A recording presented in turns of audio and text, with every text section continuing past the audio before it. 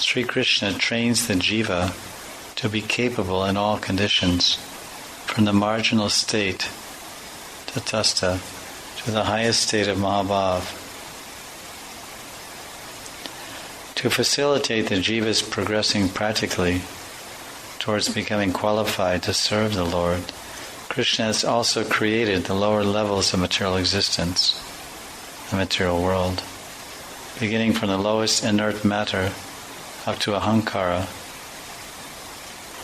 Having fallen from their constitutional position, jivas are entangled in Maya or opposed to Krishna and engrossed in personal sense gratification.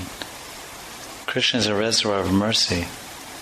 No matter how low the jiva has fallen, Krishna still provides him with full facility to attain the highest spiritual position.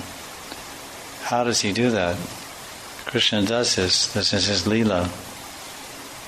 This is his pastime. He appears personally before them along with his spiritual abode and his eternal associates. The jivas, taking advantage of this merciful opportunity, can attain a higher position and reach the spiritual world.